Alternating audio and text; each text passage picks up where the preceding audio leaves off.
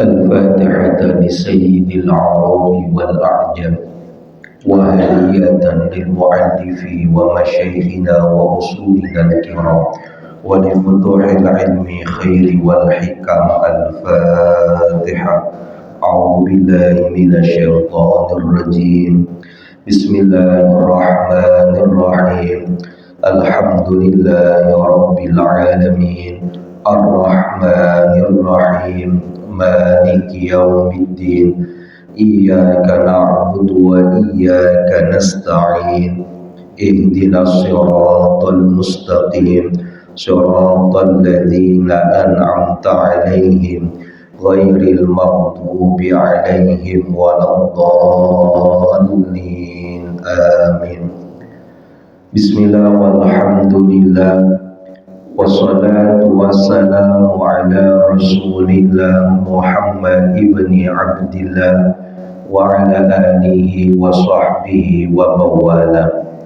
Amma ba'du wa'lamu anna nabiyya sallallahu alaihi wasallam qala la yanbaghi lil 'alimi an yaskuta 'an 'ilmihi wa la yanbaghi lil jahili an yaskuta 'an jahlihi.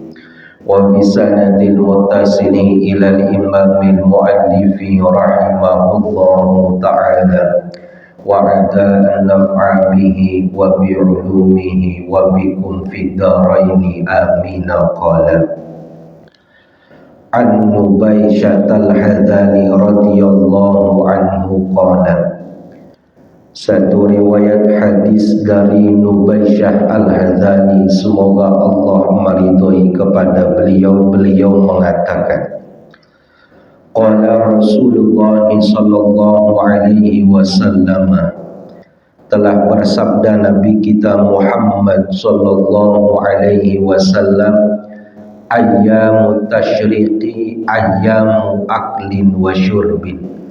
Hari-hari tasyrik itu adalah hari di mana seseorang makan dan minum.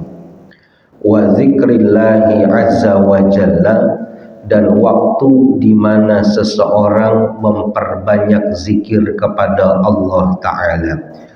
Rawahu Muslimun, meriwayatkan hadis ini oleh Imam Muslim. An Aisyah wa ibnu Umar radhiyallahu anhuma qala, satu riwayat dari Sayyidatuna Aisyah dan Ibnu Umar, semoga Allah meridhoi kepada keduanya meriwayatkan hadis yang sama. Lam yurakhas, tidak ada rukhsah, tidak ada keringanan fi ayyami tasyriki, pada hari-hari tasyrik, an yansumna, untuk melakukan ibadah puasa, illa, kecuali liman, bagi seseorang, lam yajidil hadiah, yang tidak mendapati akan hewan kurban. Rawahul Bukhari, meriwayatkan hadis ini oleh Imam Bukhari.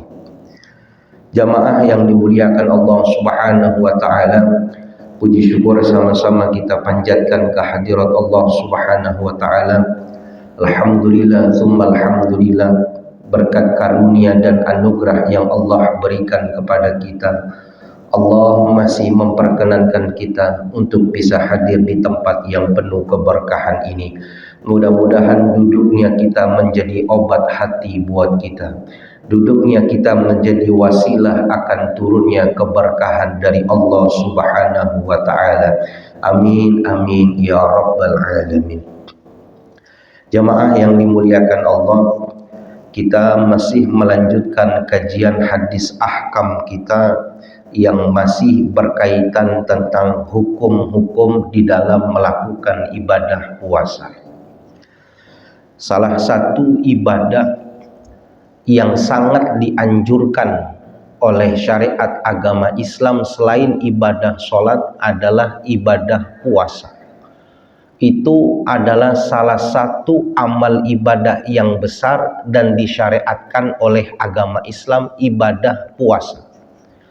Selain banyak manfaatnya bagi orang yang berpuasa, Allah juga memberikan ganjaran yang besar bagi orang yang melakukan ibadah puasa sesuai dengan tuntunan yang diajarkan oleh Nabi.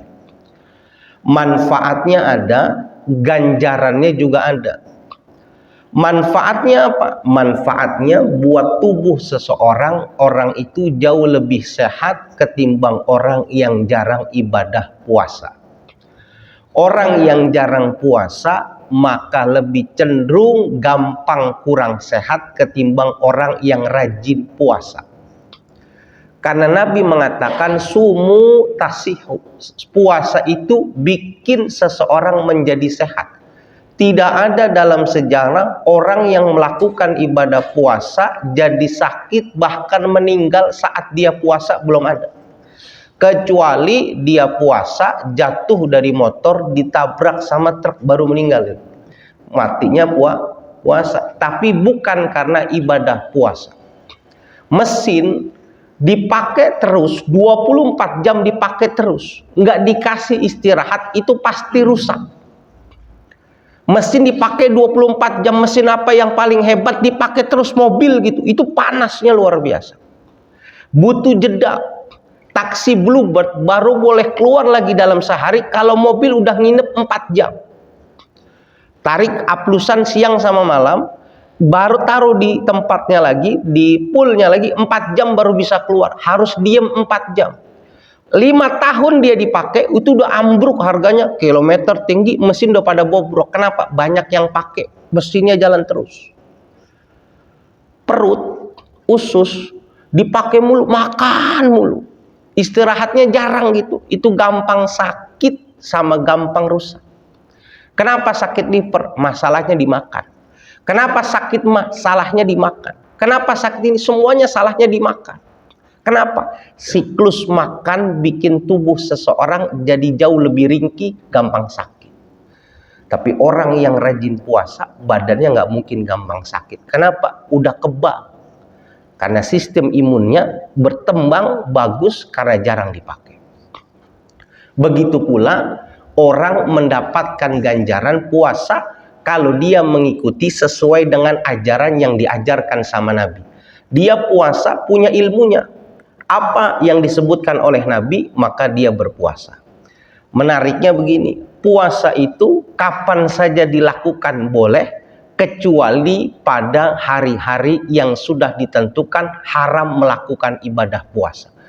Ada beberapa hari yang dilarang seseorang untuk haram melakukan ibadah puasa. Saya ulang lagi nih Pak, haram di dalam melakukan ibadah puasa itu haramnya ada dua.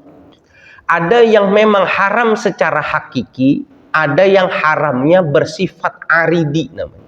Haramnya bersifat datangnya baru, ada sebab yang menyebabkan dia haram berpuasa.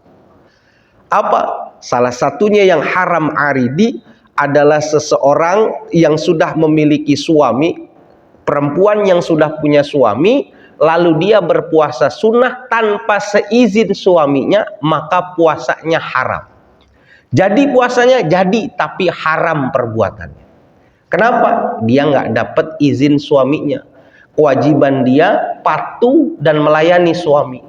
Dia berpuasa nggak izin dan nggak melayani suami, puasanya diterima tapi haram hukumnya. Ini namanya haramnya haram aridi. Tapi ada yang haram secara hakiki. Orang puasa nggak ada alasannya apapun, dia puasa pada hari itu, puasanya ditolak oleh Allah, bahkan dia menjadi orang yang berdosa di hadapan Allah. Kapan itu? Kemarin sudah dijelaskan, pertama puasa pada 2 hari raya, ini haram hukumnya. Haram hukumnya. Yang ketiga, selain Idul Adha, Idul Fitri, maka yang ketiga ada yang dikenal orang hari-hari tasyrik. Maka puasa pada hari tasyrik hukumnya haram. Kapan hari tasyrik? Hari tasyrik itu tanggal 11, 12, 13 Zulhijjah. 3 hari setelah pelaksanaan sholat Idul Adha. Dari mana tasyrik? Tasyrik itu ada yang mengatakan terambil dari kata syuruk. Syuruk artinya terbit matahari. Apa maksudnya? Seseorang baru bisa memulai menyembelih hewan kurban dimulai ketika matahari sudah mulai terbit pada hari raya Idul Adha. Kita nggak sholat Idul Adha boleh nggak? Boleh, karena hukumnya sunnah muakkadah. Tapi boleh nggak memotong hewan kurban sebelum waktu sholat Idul Adha? Maka jawabannya nggak boleh. Gue pengen motong hewan kurban, jam berapa? Jam 6. Hari raya itu jam 6. Boleh apa enggak? Boleh apa enggak? Nggak boleh. Kenapa? Belum masuk waktunya. Syuruk dulu. Kalau matahari sudah terbit baru boleh. Makanya ulama mengatakan gampangnya setelah pelaksanaan sholat Idul Adha barulah dimulai seseorang melakukan potong kurban. Padahal kalau kita nggak sholat Id gitu nggak apa-apa. Iseng nggak mau sholat Id gitu. Orang berangkat ya hati-hati gitu. Kita nggak berangkat gitu. PA gitu. Pegang kambing aja gitu. Ya udah sana gitu. Karena pengen jadi orang yang pertama boleh. Ketika khotib naik gitu, Allahu Akbar. Dia Allahu Akbar juga motong sah.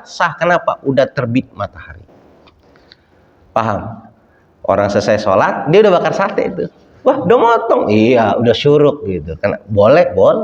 Tapi namanya Ustadz PA. Masa iya dia sholat dia bakar sate duluan. Ini PA namanya. Ustadz PA. Tapi bilang hukum boleh.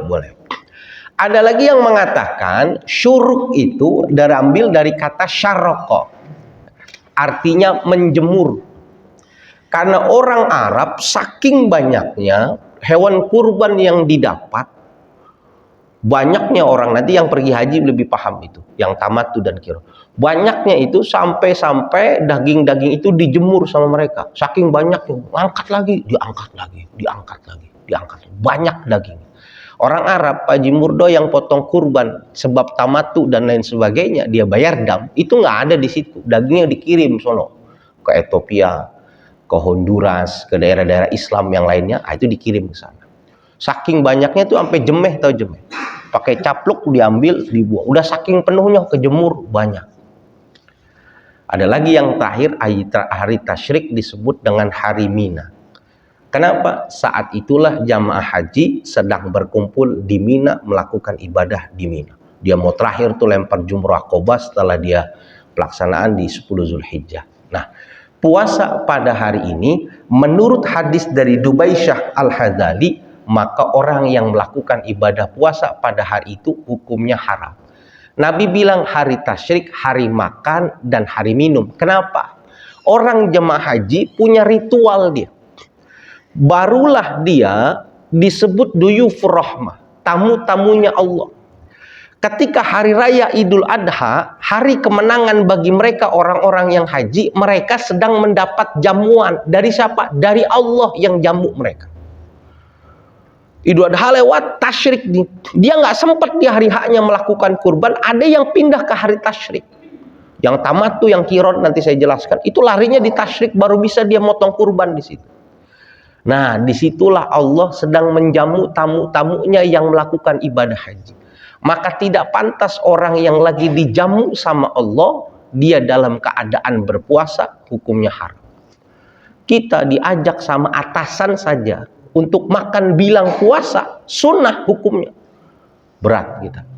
Diajak makan nih, di sini paling tinggi apa jabatannya? Security lah, enggak pernah. Yang paling tinggi lah, yang udah paling hebat, high class. Ngajak gitu tiba-tiba ke koperasi, yang ada di koperasi ikut saya makan di luar. Kita nggak nolak, kita nolak dipecat misalkan gitu. Datang kita nggak berani ngomong, apalagi yang ngundang Allah. Allah bilang makan sate kambing. Maaf ya Allah, saya puasa. Kalau Allah benci tuh nggak jadi haji kita, kata Allah biarin naik pesawat, gue cemplungin tengah laut. Gitu. Kata Allah enggak, duyufur rahmah, kebahagiaan ketika dijamu oleh Allah bagi orang yang haji, maka pada hari-hari tasyrik nikmati makanan dan minuman, silahkan lakukan, kecuali jima lakukan. Kalau kita tabarukan kepada mereka yang ibadah haji, berdoa mudah-mudahan kita besok jadi tamunya Allah, supaya hari tasyrik kita juga mendapatkan ganjaran orang yang sedang dijamu sama Allah. Tapi boleh nggak jima kalau kita? Boleh. Yang haji tidak boleh karena masih dalam keadaan ibadah di sana. Nah, tapi hadis yang kedua, Aisyah mengatakan tidak ada keringanan seseorang untuk melakukan ibadah puasa, ya kan? Tidak ada keringanan pada hari tasyrik kecuali orang yang tidak mendapatkan hewan kurban. Haji itu ada 3 caranya. Ada yang disebut dengan haji ifrad, ada yang disebut dengan haji kiran, ada yang disebut dengan haji tamattu namanya. Nabi ibadah haji seumur hidup 1 kali loh. Tapi tata cara haji ada 3. Padahal Nabi hajinya 1 kali. Kapan Nabi haji? 10 Hijriah. Nabi bilang gitu, syariat haji itu tanggal 6 Hijriah, tahun 6 Hijriah. Tapi Nabi berangkatnya 10 Hijriah. Maka ini jadi dalil dari mazhab Imam Syafi'i, orang kalau sudah mampu berangkat ibadah haji, boleh dia menunda untuk tidak berangkat, asal dirinya yakin bisa hidup pada waktu berikutnya, boleh. Kita punya anak misalkan 18 tahun, misalkan 18 tahun, udah wajib berangkat haji nih dia nih. Tapi kita bilang nanti aja berangkatnya setahun lagi supaya bisa bareng dengan saya misalkan. Kalau dia yakin uangnya aman, anaknya panjang umurnya, emang sehat nih dia, 18 tahun rajin olahraga, boleh nih anak ini nunda ibadah haji, boleh. Tapi kalau sudah wajib haji, dia nunda dengan tidak ada keyakinan, udah dibilangin nih, ini 3 bulan lagi bakal mati nih, udah dipasang ring sampai 2 biji gitu. Mana pakai ring yang gede-gede kata dia. Di jempolnya gede-gede banget ringnya. 2 bulan lagi mati nih dia nih. Ditunda berangkat ibadah hajinya. Bener dia mati. Maka uangnya itu yang harus dipakai buat haji tetap diberangkatkan haji, badal haji buat dia. Uangnya jatuh warisan anak tapi nggak boleh dipakai. Jadi wajib hajinya dia walaupun dia sudah meninggal. Ini yang dikenal badal haji. Kenapa? Dia udah punya kewajiban waktu hidup. Jadi kita yang punya uang 200 juta di rekening, waktu kita meninggal dan kita belum daftar haji, kita dosa. Kenapa? Udah punya uang tapi nggak mau daftar haji. Maka anak yang cerdas dari 200 juta, dia ambil dulu buat bayar hutang bapaknya yang bersifat kemanusiaan. Setelah itu dia ambil uang buat bayar hutang orang tuanya di hadapan Tuhan. Apa? Badal haji. Kenapa? Bapak saya punya uang 200 juta tapi nggak bayar buat daftar haji. Bapak saya punya hutang sama Allah. Uang ini dicarikan orang untuk badal haji. Nah, haji itu walaupun Nabi berangkatnya sekali, tapi ada 3 caranya. Kenapa? Nabi bilang nanti kewajiban umat muslim haji dan umroh seumur hidup 1 kali. Maka orang yang berangkat haji memungkinkan dirinya untuk bisa melakukan ibadah umroh. Tapi orang yang umroh belum tentu bisa melakukan ibadah haji. Kenapa? Haji waktunya sudah ditentukan, sedangkan umroh bebas. Maka ketika Nabi bilang kepada sahabatnya, tahun 10 Hijriah saya mau berangkat haji, gitu. Mau berangkat haji. Sampai Nabi ke kota halal, belum sampai ke tanah haram, dia tanya tuh sahabatnya gitu, kamu udah niat haji? Sudah Nabi, saya memang mau niat mengerjakan haji dulu. Nah, yang mau melakukan ibadah haji dulu, itulah disebut dengan haji ifrad namanya. Orang datang ke kota tanah halal, ngambil mikot dia, lalu dia niatnya mau haji saja. Selesai haji, baru dia melakukan umroh, namanya haji ifrad. Ini ganjarannya paling besar dan dia tidak kena dam. Ada sahabat bilang, Nabi, saya niatnya pas mikot pakaikan ihram, niatnya 2. Labbaik Allahumma hajjan wa umroh. Saya mau niat melakukan ibadah haji sekaligus umroh. Kenapa? Karena bisa dibarengkan ibadah umroh ikut ke dalam ibadah haji bisa. Gambarannya begini Pak, orang yang wudhu batal, maka dia punya hadas kecil namanya. Betul? Nih masih muda nggak nih walaupun udah ada gamit. Orang yang batal wudhunya, dia itu kena hadas kecil namanya. Orang kalau keluar sperma, namanya sedang hadas besar namanya. Hadas besar. Kalau orang pintar, ketika dia melakukan mandi hadas besar, pasti hadas kecilnya keangkat. Jadi apa? Nggak perlu wudhu lagi. Kalau dia tahu caranya. Contoh lagi, orang punya kesunahan setiap masuk ke dalam masjid untuk melakukan sholat tahiyatul masjid, sholat penghormatan masjid. Sholatnya di mana? Di dalam masjid, bukan di pelataran masjid, bukan di lapangan. Sholat Idul Adha di lapangan, gelar apa? Sholat sunnah 2 rakaat, mata lu itu bukan masjid, itu tanah lapangan. Heran saya. Sholatnya di situ. Apa tahiyatul masjid? Gendeng apa sampean? Batas masjid itu udah ada batasannya. Itu namanya pelataran masjid. Salah omongan saya? Paham gak yang saya omongin siapa?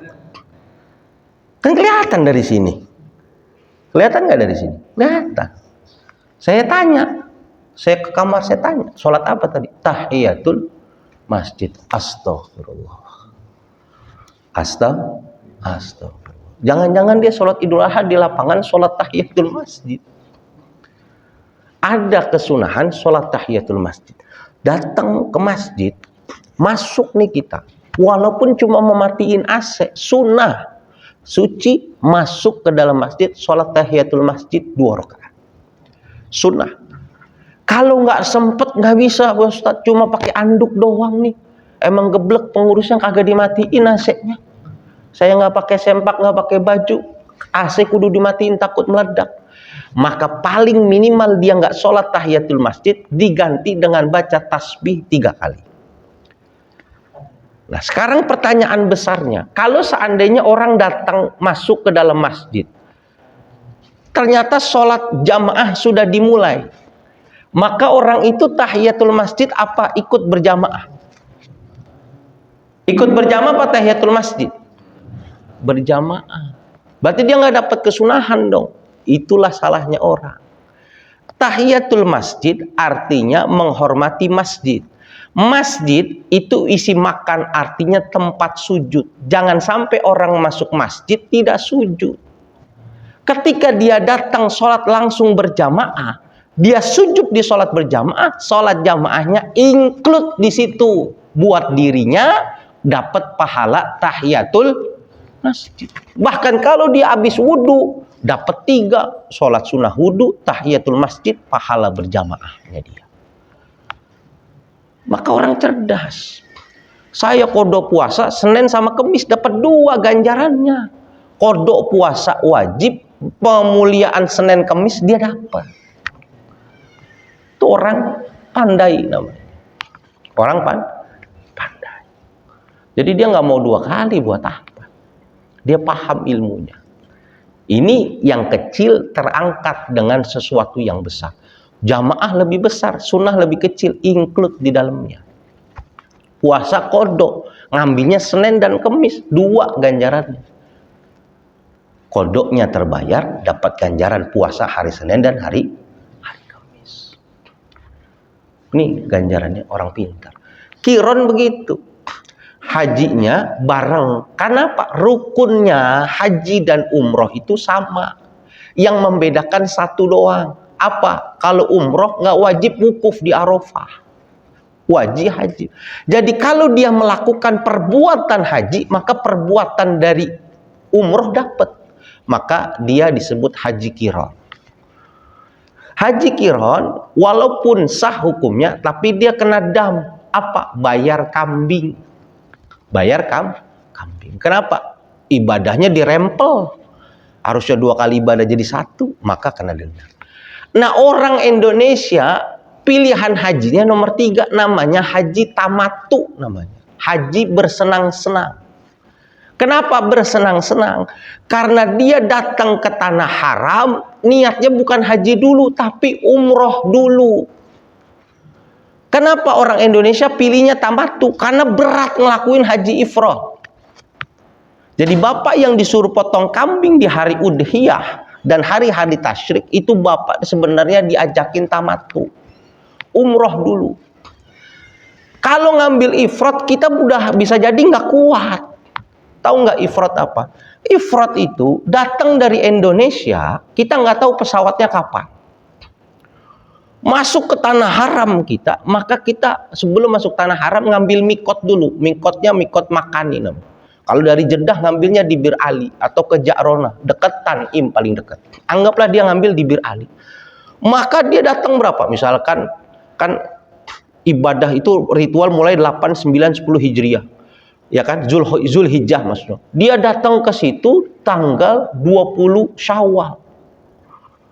Maka dia niat ihram haji itu hampir 1 bulan lamanya. Harus pakai kain ihram terus, tidak boleh pakai yang berjahit, sempak tidak boleh, selama 30 hari, haram jima, banyak pantangan mahzurat dari orang yang haji. Sehingga apa? Masyakoh berat, 30 hari pakai kain ihram, gondal-gandel, tidur nggak tenang. Berat kita. Karena pesawat kita adalah pesawat yang tidak tentu berangkatnya. Beda kalau Bang Erwin, presiden koperasi, ditentukan berangkat sampai Mekah 7 Zulhijjah. Ibadahnya tanggal 8, dia bisa nih ifrat, haji dulu. Selesai haji dia baru umroh, bisa. Tapi kita orang Indonesia berat. Kenapa? Berangkat ibadahnya saja waktunya nggak bisa diatur, saking banyaknya. Belum selesai kita puas di kota Mekah, kita mau ngambil arba'in pergi ke Madinah sehingga sukar. Maka orang Indonesia lebih dulu mendapatkan pilihnya tamattu. Tamattu kan? Pasti tamattu. Kenapa? Enak kalau tamattu, datang umroh dulu. Selesai umroh, bebas kita mau pakai baju, mau pakai celana, jalan-jalan, selfie, bebas. Kenapa? Udah selesai umrohnya. Nanti kalau sudah mau masuk tanggal 8 baru kita ngambil mikot lagi, niat haji. Jadi selama di sana bebas, kecuali nggak boleh jima doang ya, karena udah niat haji dari Indonesia. Sisanya bebas, kita mau cium istri kita, genggaman tangan boleh. Tapi kalau dari 30 hari niat ihram haji dia, udah nggak boleh deket-deket istrinya. Mas, udah ihram haji. 30 hari gondal-gandel, nggak boleh pakai sabun, nggak boleh. Itu berat. Makanya ifrat itu udah hampir jadi sejarah.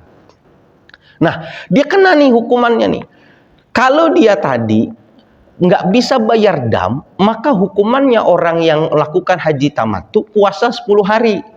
3 hari di kota haram, 7 hari kalau sudah sampai ke Indonesia. Kalau dia nggak mendapatkan hewan kurban buat bayar kafarat damnya.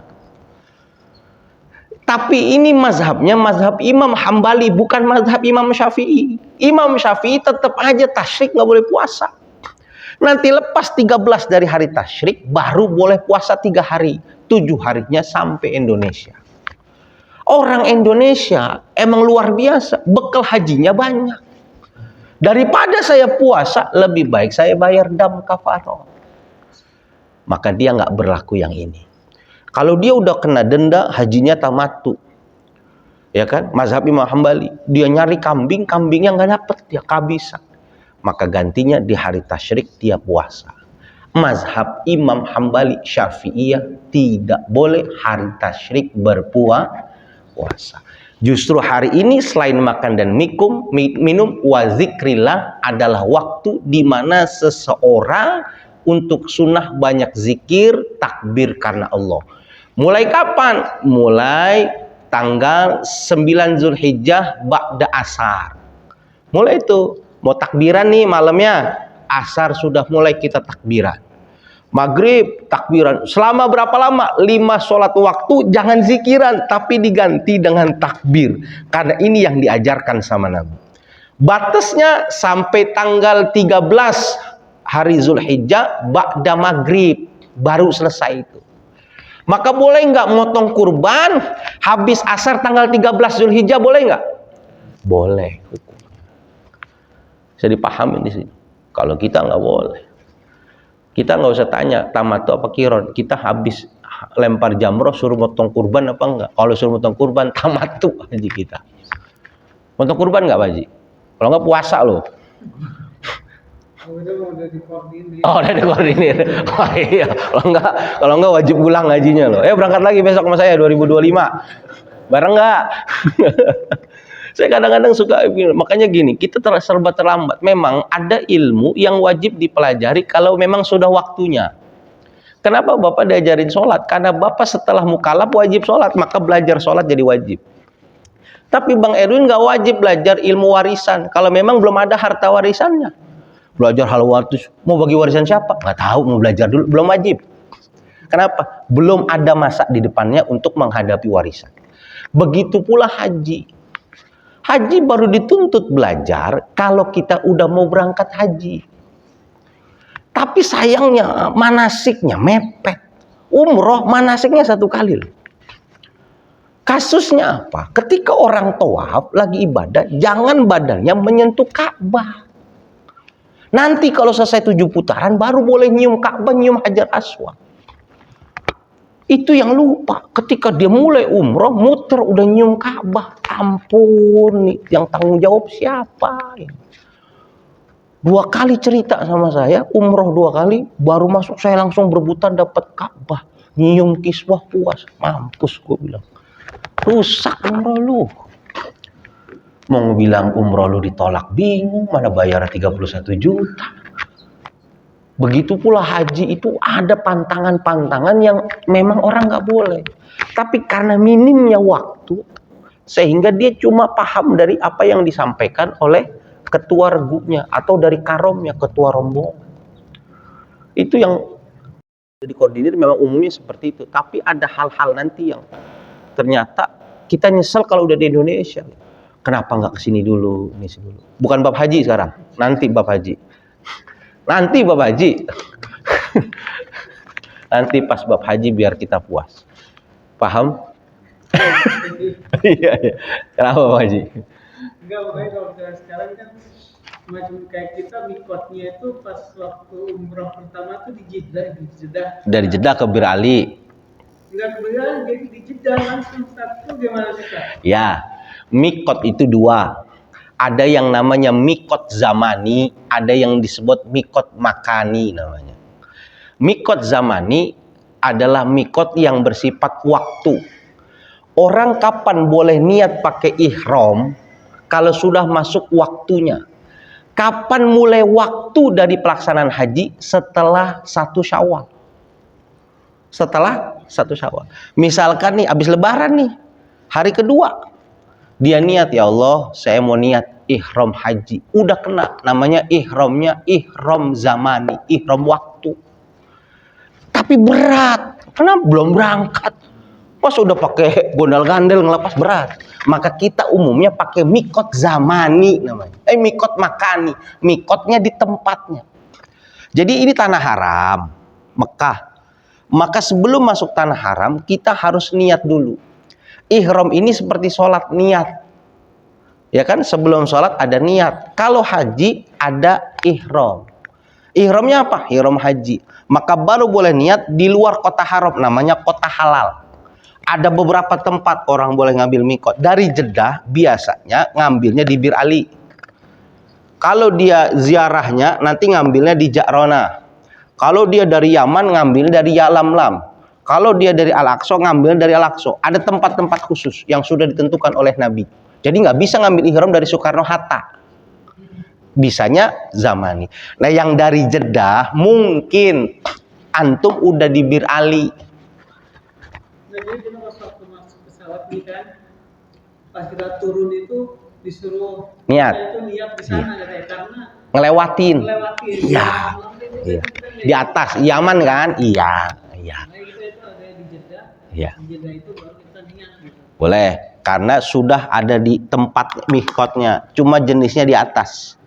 Kayak orang tawaf nggak di lantai dasar, di lantai 3. Sama aja nggak apa-apa.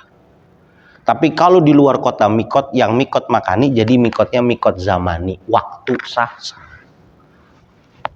Tapi yang bagus itu dia maksudnya. Kita sampai Yalamlam, cuma berat. Mendingan diturunin dulu kita di Jeddah, kasih waktu, bawa bus, diajak ke Bir Ali. Ini mikot, nih tanah halal. Kita mau masuk ke kota haram. Maka sekarang silakan mandi sepuas-puasnya, pakai sabun yang paling wangi yang bisa awet 1 tahun. Kenapa? Kalau nanti dia sudah masuk niat ihram, nggak boleh pakai wangian. Sabun cuci tangan, sabun mandi, apa namanya? Buat rambut apa namanya? sampo, enggak yang buat pewangi bris gitu, kayak dulu kan bris orang ngaring, ya kan, itu nggak boleh. Yang wangi-wangi nggak boleh. Semuanya dilepas. Pakaian yang berjahit tidak boleh. Kenapa? Karena jahitan itu lambang dari kesombongan. Ini kan yang bikin kita keren jahitannya ini. Nih, jahitannya nih yang bikin keren. Coba nggak dijahit gitu, kayak gembel. Yang jahitan itu lambang daripada kesombongan. Maka nggak boleh. Yang boleh gesper doang paling mentok. Gondal gandel itu jauh loh Pak. Bir Ali yang belum berangkat rasanya lumayan itu, kena semriwing angin AC. Kalau bisnya nggak dipisah, ada perempuan kita nggak tenang, nyeblak ngakok gitu. Udah susah. Iya Pak, ya. Ngalamin, kita capek tidurnya aja tuh di terowongan, ada lelahnya luar biasa. Jadi nggak asing itu kalau lagi haji, banyak hajar aswad kecil kelihatan itu yang punya orang itu kelihatan, karena udah lelah, dia udah capek nunggu bis kelamaan, capek mau ke Mina. Luar biasa lelahnya. Kepikiran? Iya kayak gitu. Oh berat Pak. Iya pasti kepikiran. Kenapa? Kita kan pakai, kita yang pakai. Kalau kita nggak pandai bermain kain ihram dan tidak punya gesper ekstra Pak, nggak boleh sampai copot aurat buat kita. Mau pakai apa selain supaya nggak kelihatan? Tutupin daun boleh aja, dibilang kambing kita. Nanti haji itu lelahnya luar biasa. Dari sini kita pindah, balik lagi ke Mekah, wah lelahnya luar biasa. Sampai kita tidur itu di pinggir. Penting ada tempat nunggu bus, ngantrinya bus itu panjangnya luar biasa, ngantuk kita. Nggak bisa bilang mana ya tempat yang aman nggak ada perempuan, nggak bisa. Kita sholat itu harus di depan daripada sop perempuan, karena perempuan itu tempatnya di belakang. Ente coba-coba jangan haji, umroh, datang terlambat ke Masjidil Haram jam 11, kita sholat depan kita perempuan, udah nyampur. Kenapa? Darurat. Ingat nih, semua tempat ibadah sudah diperbesar. Dulu lempar jumroh cuma kecil tuh ujung pucuknya tuh, karena banyak berebutan diperbesarlah kayak segitiga sekarang. Boleh nggak? Boleh. Termasuk tanah haram diperbesar, tempat mikot diperbanyak. Kenapa? Uzur syar'i. Waduh, kalau tempatnya udah nggak asli, berarti bagaimana? Maka kata Muallim Syafi'i Zami, kalau lempar jumroh, lempar saja, niatin yang ke tengah, karena yang tengah ini yang asli. Kalau yang sini udah sambungan semua, walaupun kenanya yang kanan kiri. Kalau orang tetap ngincernya ini satu, berapa juta orang itu sambit-sambitan benjol. Kita yang Indonesia ngelemparnya susah. Saudi, wong, Allah, wong itu kita bletak lagi, kena lagi, susah. Itu udah dipikirkan itu. Makanya tempat tawaf aja sampai 3 tempat. Kenapa? Berat Pak. Maka Indonesia yang kecil-kecil nih, yang badannya cuma 170 paling mentok gitu kan, makanya udah dikasihnya tamattu aja udah, biar nggak terlalu susah. Umroh aja lu dulu, selesai lu bebas, besok haji, selesai haji lu dibawa arba'in ke Madinah, nggak capek tuh. Kalau yang ifrat nggak, nungguin dulu dia selesai ibadah haji baru dia umroh, makanya berat.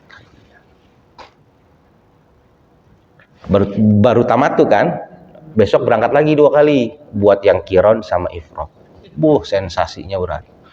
Datang dapat kloter pertama tuh, ya kan, berarti 30 hari di sono di tanah. Niat dah langsung tuh buat haji pakai ihram, gondal gandel 30 hari Pak. Kita nggak pakai sehari aja nih, mau pakai celana takut kejepit resleting, apalagi itu begitu terus. Nah itu repot. Makanya kita disuruh umroh dulu, baru haji. Selesai tahallul dinyatakan haji, hajah, baru kita nanti diajak untuk, lama sih baru diajak buat arba'in di Madinah biasanya, hampir 40 hari.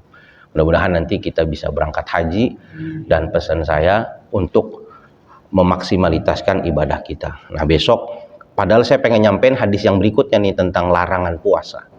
Soalnya kita sering banget mendengar kata larangan. Larangan itu apakah semuanya itu artinya haram, berdosa gitu. Ya kan, kita sering salah gitu. Ada yang larangan itu sebenarnya dibenci, namanya makruh. Makruh itu ada 2, ada makruh tanzih, ada makruh tahrim. Makruh yang diharamkan. Makruh diharamkan, bedanya sama haram itu apa? Jangan asal kita mengartikan, wah ini nggak boleh nih, haram itu, ndak semua ambrol, nggak boleh. Nah inilah kita perlu membahas sesuatu. La yu'minu ahadukum hatta akuna ahabba ilai mi waladihi wa waladihi wan nasi ajmain.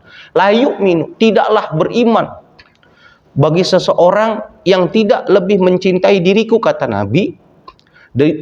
Diriku harus lebih dicintai daripada dirinya dan orang tuanya. La yu'minu, tidak beriman. Oh, ini sesat ya.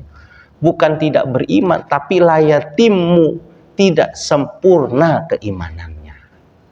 Nah, itu la-nya aja dalam bahasa Arab banyak, tapi dalam bahasa hukum ada beberapa hal nanti yang saya pengen sedikit gambarkan supaya kita bisa membedakan mana yang makruhnya makruh tahrim, mana yang haram, supaya kita tidak jatuh kepada kesalahpahaman. Karena ini nanti berkaitannya tentang muamalah kita selaku orang yang bermasyarakat. Supaya nggak kenceng-kenceng banget. Kayak yang tetangga yang sebelah keras banget dia. Nah, ini kenapa? Nggak bisa membedakan mana makruh tahrim, mana yang haram. Wallahu alam. So far any question? Just enough? Thanks for your attention. Subhanakallahumma bihamdi. Asyhadu an la ilaha illa anta astaghfiruka wa atubu ilaik. Assalamualaikum warahmatullahi wabarakatuh.